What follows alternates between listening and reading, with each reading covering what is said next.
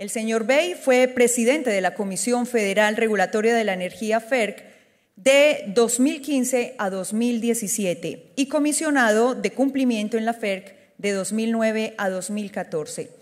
Anteriormente fue el fiscal federal para el Distrito de Nuevo México y profesor en la Facultad de Derecho de la Universidad de Nuevo México.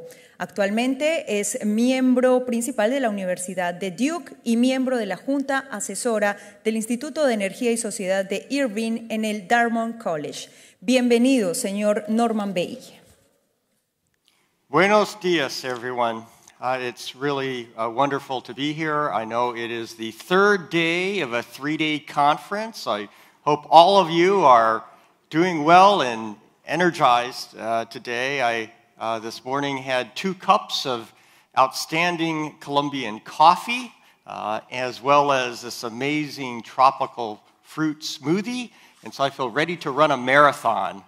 And thank you for inviting me to your conference and giving me the opportunity to come to Colombia. It's my first visit to Colombia, and I certainly am enjoying being in a World Heritage city like Cartagena.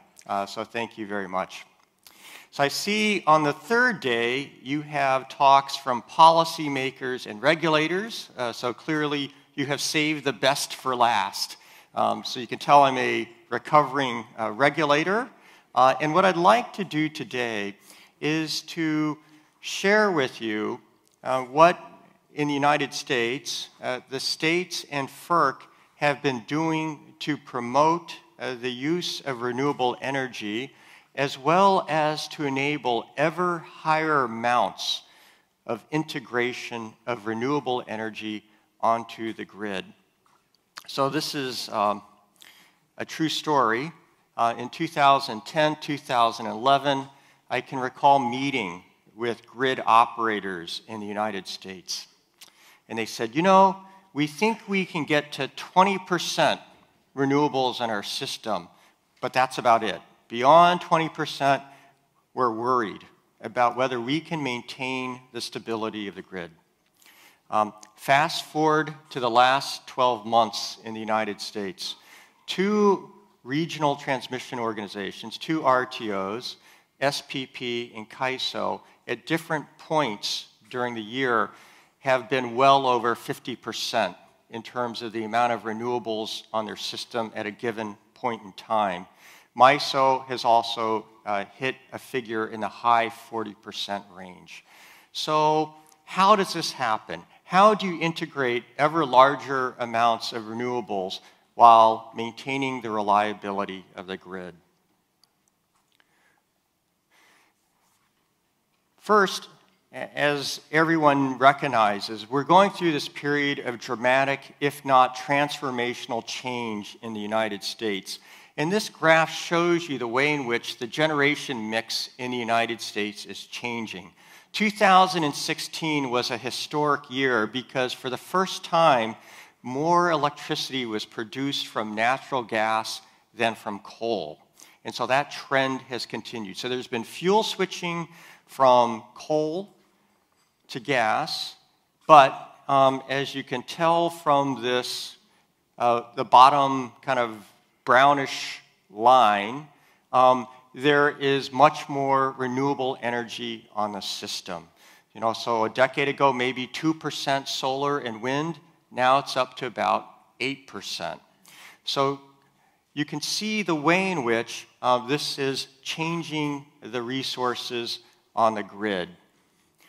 This graph simply shows additions of capacity to the grid in the United States. You can see that from about 2010 on, most of the additions have been natural gas or renewables, but that there have also been significant retirements of coal. And this graph shows that from 2014 on, every year, at least half of the new resources added to the grid are renewables, and the remainder is natural gas.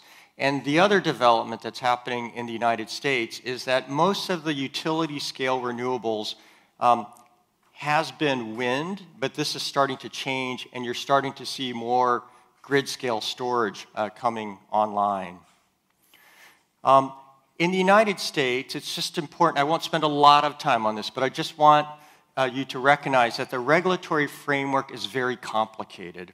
FERC, the Federal Energy Regulatory Commission, has jurisdiction over the wholesale markets for natural gas and electricity, as well as the transmission of electricity, natural gas, and oil in interstate commerce, okay?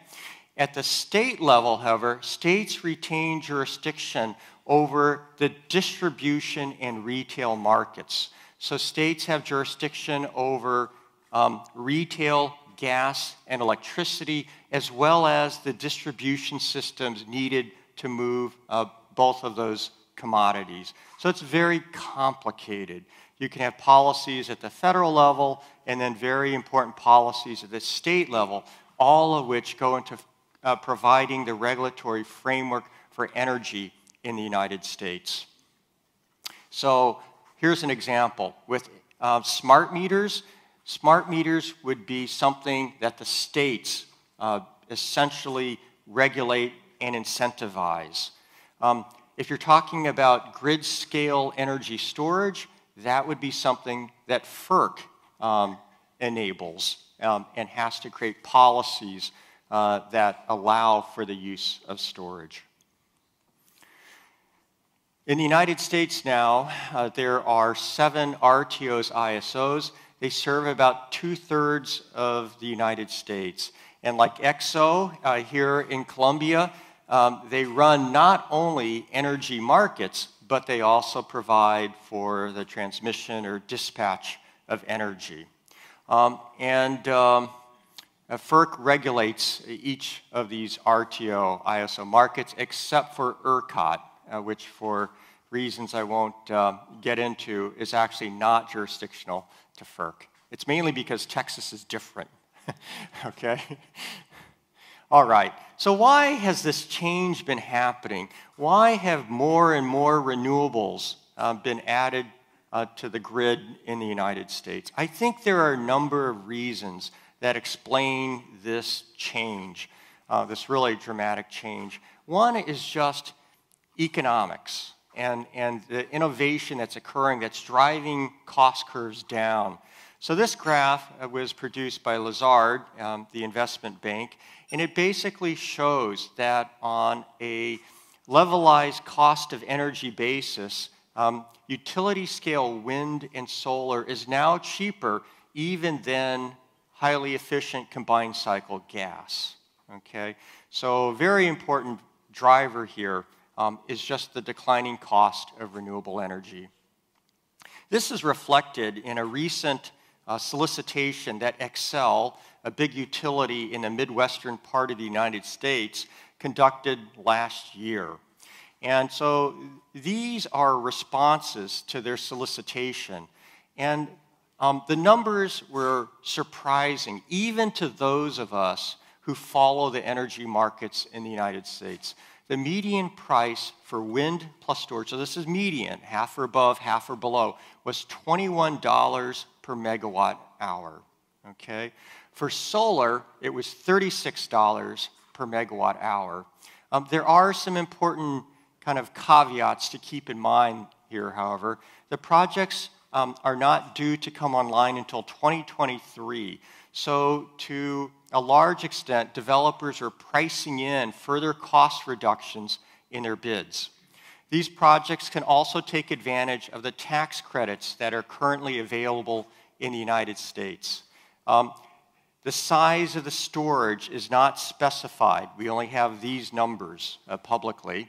The renewables facilities are sited at very favorable locations where there's a lot of wind and there's a lot of sun. But this gives you an idea directionally of what's happening with respect to prices in the United States, which also then in turn explains why such a significant percentage of new resources being added to the grid are renewables. Another driver for this change is consumer preference. So at the individual level, consumers prefer renewables for a number of reasons. One is because of the economics.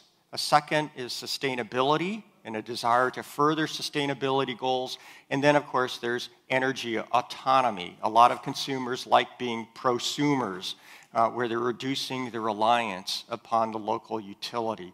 At the corporate level, a very significant development in the United States has been the commitment by some of the largest, most well-known companies in America to going 100% green. So this includes companies like Walmart and General Motors, Procter & Gamble, to companies like Microsoft, Google, Apple, Facebook, all of those companies. So they're committing to going 100% green, which is also then providing support for the renewable energy industry. And an example of that would be something known as the RE100. Again, actually, there are more than 100 companies that belong to the RE100 at this point. Then there are supportive state and federal policies that are assisting in the development of that consumer preference, okay? And so let's look at some of those. At the state level, 31 states have renewable portfolio standards, and these standards also provide for renewable energy credits, which have some monetary value. Some states, many, have a net metering policy that applies to rooftop solar. There are green tariffs that some utilities have put in place, given support from their regulators, that allow corporates to procure green energy from their local utility. Then states have policies and programs in place, for example, to support energy storage. Some states have put out RFPs, requests for proposals, for storage, or have required their utilities as part of their integrated resource planning to consider the use of storage. A number of states in the United States also have carbon markets, the states in New England, the Mid-Atlantic, and California. Some states have also started to provide subsidies for nuclear power known as zero-emission credits. So in the divided system that the United States has, you can see the way in which states have been very active in furthering renewable energy. At the federal level, at present, the primary policy that's helping renewables is tax credits, both the production tax credit and the investment tax credit. But there are other policies as well. There are some environmental policies that are making a difference. There's research and development that the Department of Energy does, and there are tax credits for electric vehicles. But this administration, I think it would be fair to say, has not exactly wanted to support renewables. There have been efforts to roll back the Clean Power Plan, as well as to withdraw from the Paris Accord. In addition, there have been efforts on the policy side to bail out the coal industry. So the next question, I think, is a little speculative. But if you were to ask most energy experts in the United States what the future will look like over the next decade, and it's always dangerous to try to predict the future, right? I think most people would say that all of these trends are likely to continue. For sure, less coal with greater reliance on gas, particularly very flexible, fast-ramping gas. More renewables. Continuing consumer preference for clean energy when it's available. More distributed energy resources. In the United States at present, there are more than 1.6 million rooftop solar units. Okay? It's a lot of people with rooftop solar. A wider deployment of storage as it becomes increasingly cost competitive. We're already starting to see that happen across the United States. Increased energy efficiency and demand-side management. And I know that a number of people here have already been talking about DR, or demand response. I think other than energy storage, the next big perhaps game-changing technology to hit the energy space will be digitalization. Taking enormous amounts of data from sensors, sending it to the cloud, analyzing that data using advanced analytics and machine learning in a way that optimizes the performance of the grid and helps enable a far more dynamic set of resources than in the past, okay? And so I'll spend a little bit more time talking about that. And finally, greater electrification. 2016 was also a historic year in the United States because for the first time since the 1970s, more carbon emissions came from the transportation space than from the energy industry, from the power industry. And so, maybe not in this administration, but in future administrations, there will be a recognition that to really make further progress on decarbonization, you're going to have to electrify other sectors of the economy.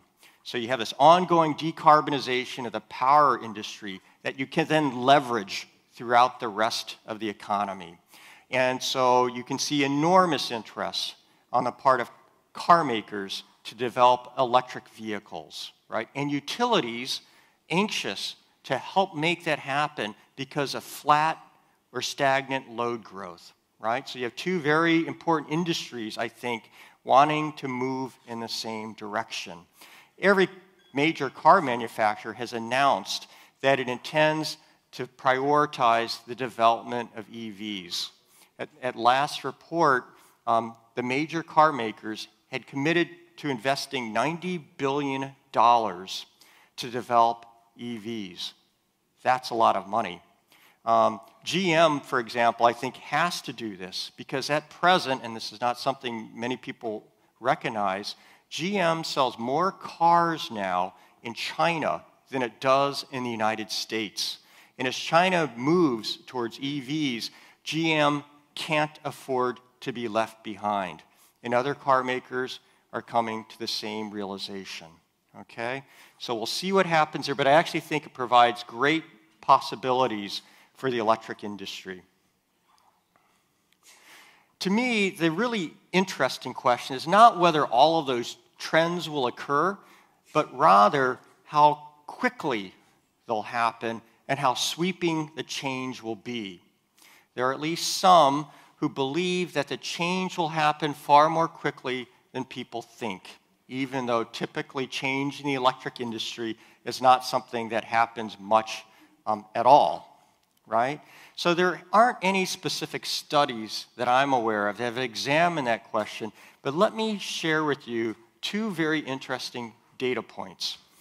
One is the Clean Power Plan, right? So in 2015, the Environmental Protection Agency in the United States used the best modeling of the day to try to figure out what an achievable reduction in carbon emissions ought to be, right? And so they decided a 32% reduction from 2005 levels was the right goal that the United States should be trying to achieve, right? So giving the United States 15 years to meet that target.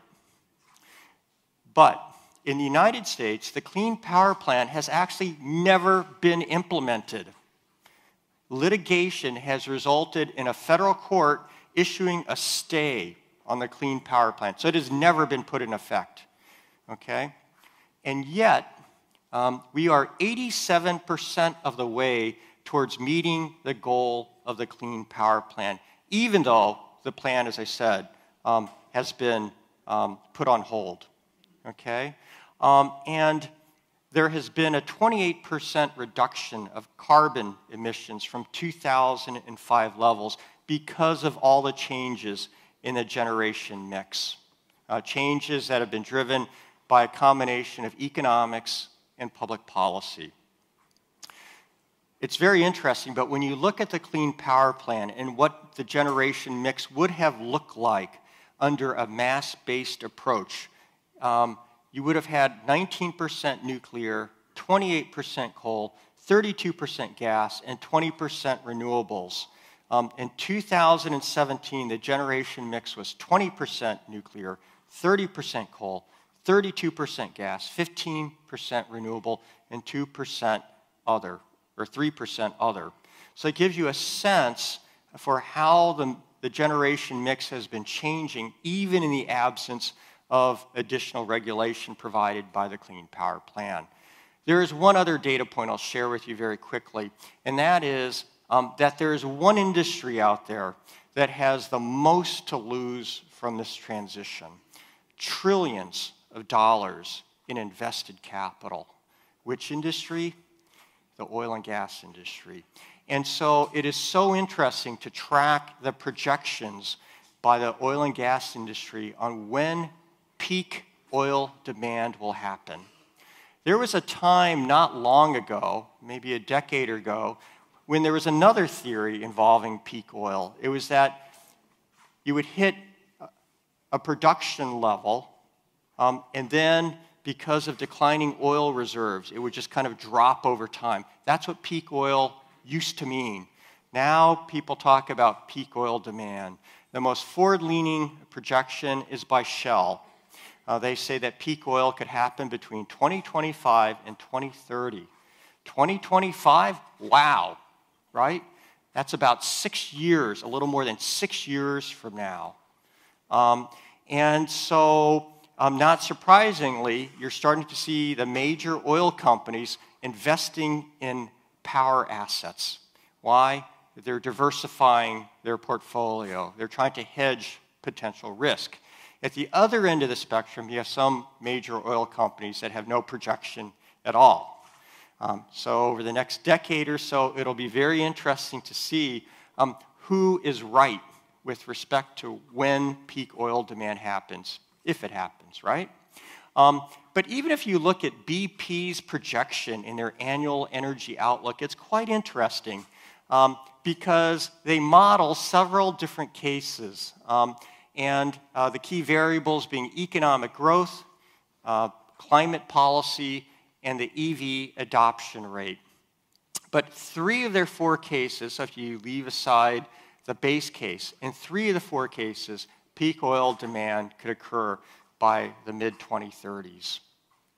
Interesting, right? Okay, so if there's one slide in my entire slide set that is actually worth hanging on to, right? Because I remember when I used to go to conferences when I was at FERC, people would say, you know, if you go to a conference and you learn 2 or 3 things, that's a good conference, right? So this is going to be one of those 2 or 3 things for you, I hope. The National Renewable Energy Laboratory in the United States has spent a lot of time thinking about how you can integrate more renewables onto the grid.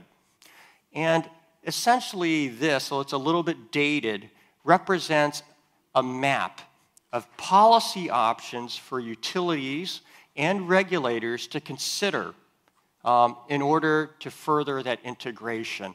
The vertical axis represents cost, the cost of different options.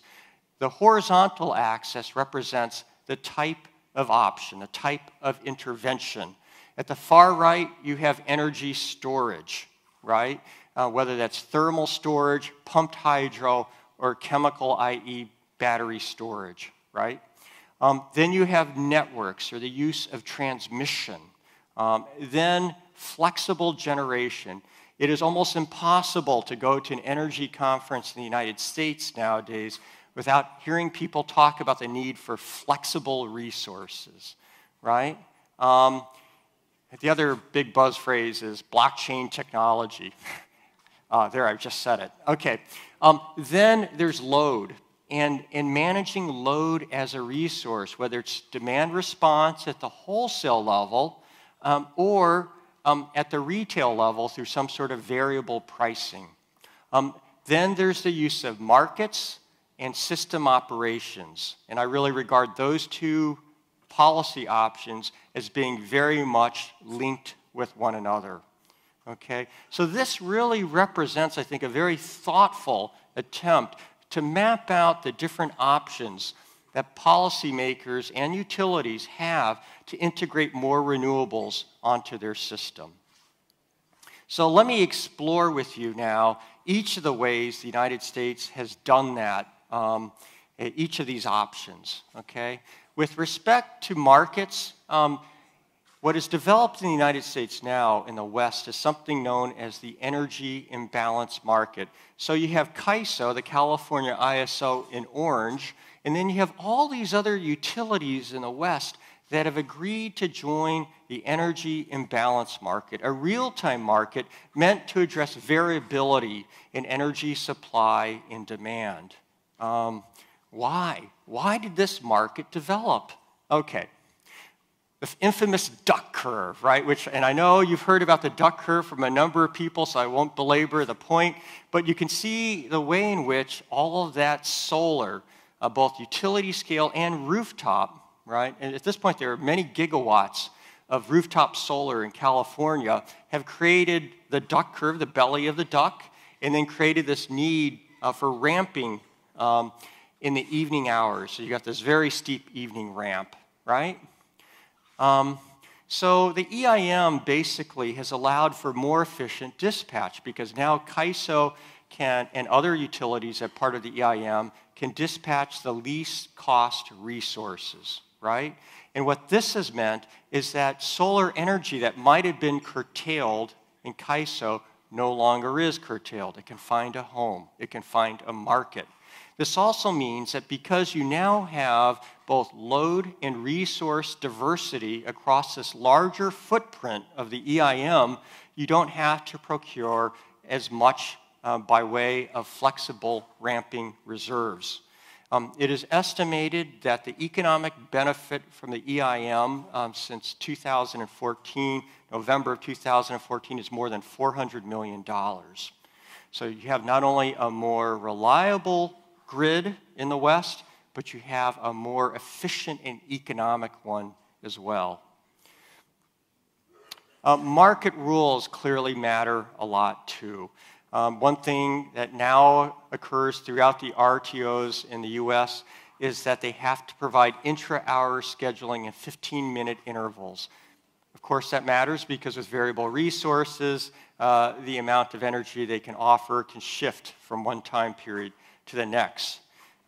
Interconnection customers with variable resources have to provide meteorological and forced outage data to transmission operators, right? So that gives the transmission operator visibility into the resources that could be offered into the market.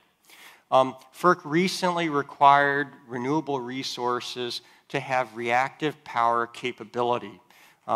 As you know, with advances in power electronics, wind and solar facilities now can provide very high quality, very fast responding support to the grid, right, through reactive power services. And then, of course, FERC has tried to streamline the interconnection process. You have to focus not only on the economics of developing the resources, but also getting them interconnected to a transmission system. Flexible resources. The key insight here is that not all megawatts are created equally. What you really care about are megawatts that are very, very flexible, that can respond to system variations very quickly, right? So how do you do that? Through price signals. FERC engaged in a several-year effort to improve price formation in the RTO ISO market so that those price signals would be there.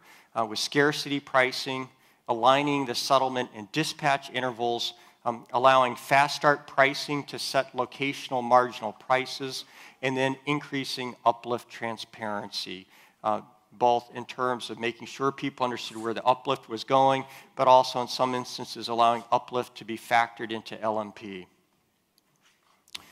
Then there's load or demand side management. In 2011, FERC issued Order 745, allowing DR to participate in the wholesale markets. That started to happen. There was litigation, a recurring theme, it seems, in the energy space, where some power producers argued that FERC exceeded its authority in issuing Order 745. This case went all the way to the Supreme Court in the United States, which upheld FERC's authority.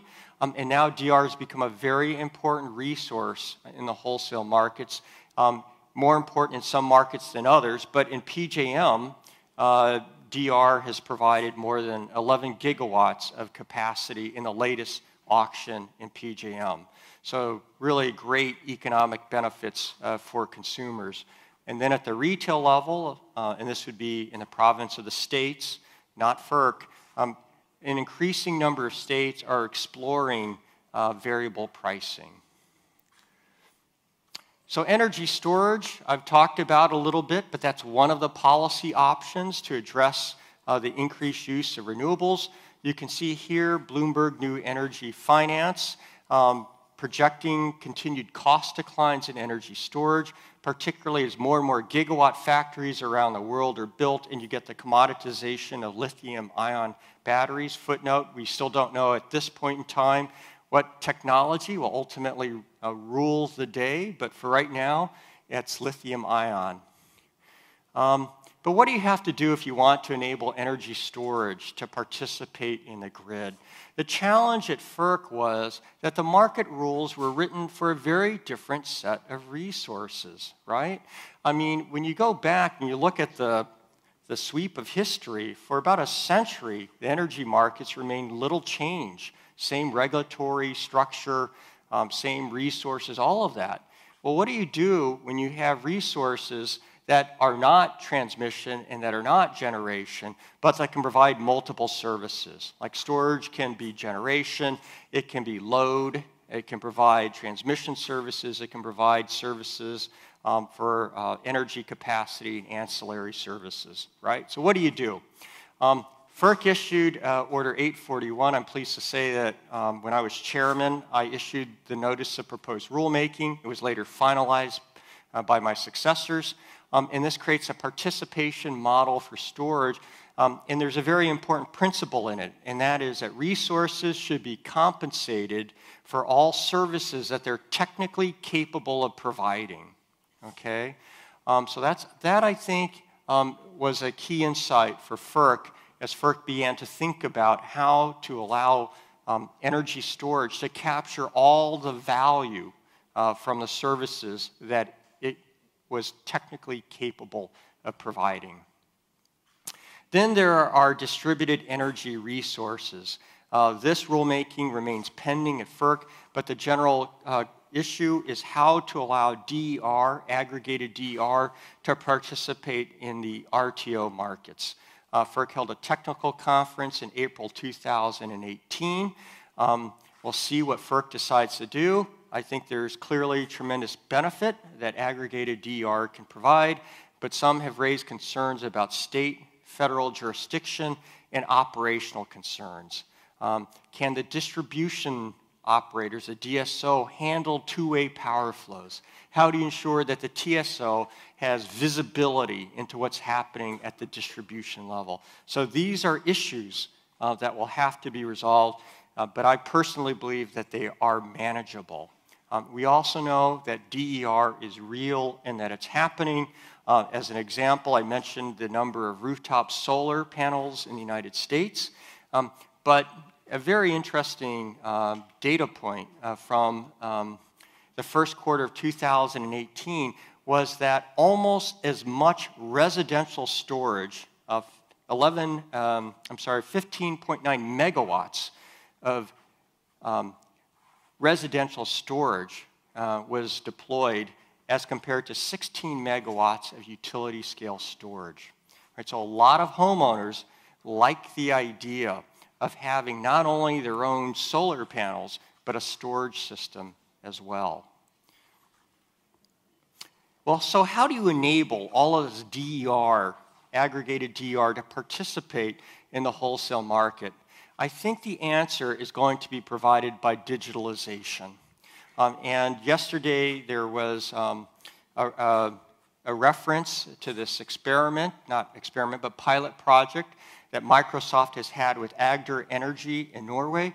But essentially what it does is it leverages the power of advanced analytics and machine learning and the data that can be transmitted right, to the cloud to create a much more dynamic, flexible grid.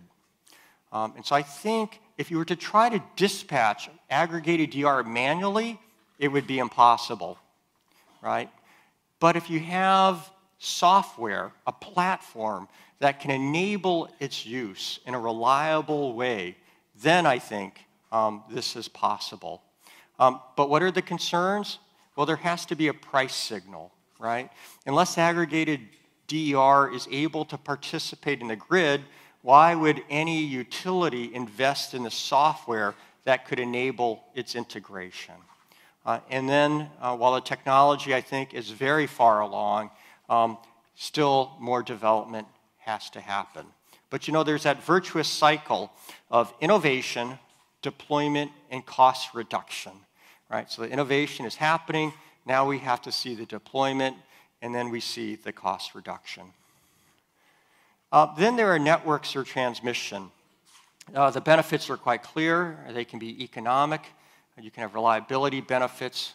There can be public policy benefits as well. Most renewables are located far from load centers in the United States. FERC issued a big order, it's called Order 1000, a few years ago to try to promote regional planning and cost allocation for transmission. But it is still very, very hard to build transmission in the United States. NREL, the National Renewable Energy Laboratory, recently did a study in which it modeled the build-out of big transmission lines across the eastern and western interconnects in the United States.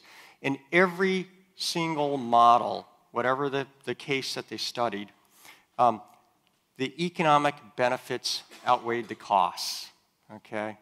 But in the United States, much as it is in virtually every country in the world, it's just hard to build a transmission because of siting issues. It's so hard, in fact, that here's a slide from 1952 in which it looks like another government agency planned the same kind of concept, creating this big, essentially power superhighway or grid across the West. And there was the rather bold statement that such a power system will inevitably come. Okay, so what are the takeaways? I think policymakers and regulators have to prepare for this high renewables future. They will have to consider which options are available and which would work best given your particular circumstances and your resources and your grid. You also have to recognize the push-pull between technology, policy, and regulation.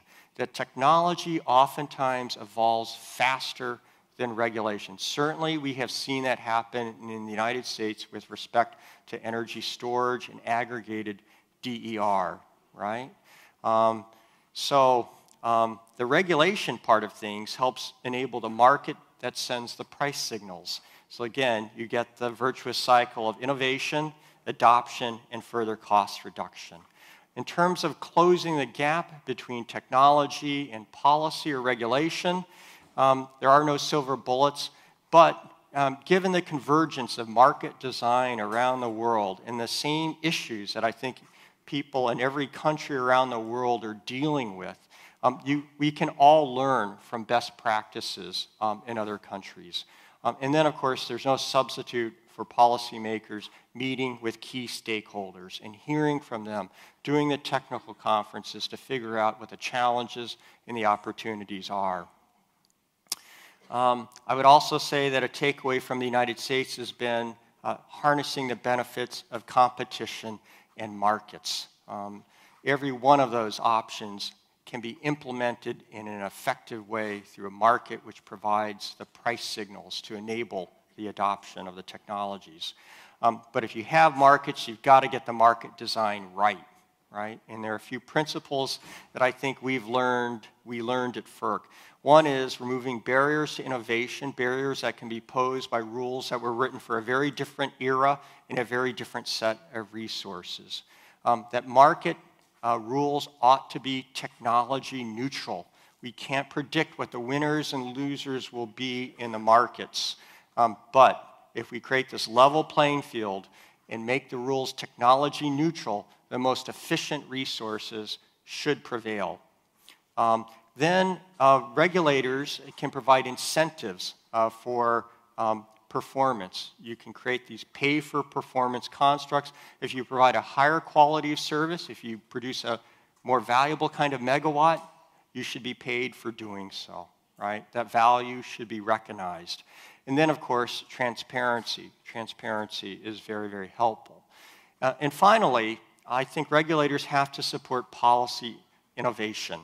In the United States, the states have become laboratories for experimentation. To some extent, the RTOs, ISOs have as well. Again, I think that policymakers, research institutes, and NGOs can all learn from one another. And then I would say context matters. Just because something works in another country or in another market doesn't necessarily mean that it translates well to a different market or a different country. And finally, I would say the most important thing for regulators always is to strive to do the right thing, right? And by that, I think it should be to promote an efficient, reliable, and sustainable grid. So that's both the challenge and the opportunity as we go through this very dramatic, transformative period of change. I don't know if anyone has any questions or if I even have any time left at this point, but if I do have time, I'm happy to take a question or two. Anyone? All right, well, thank you very much. It's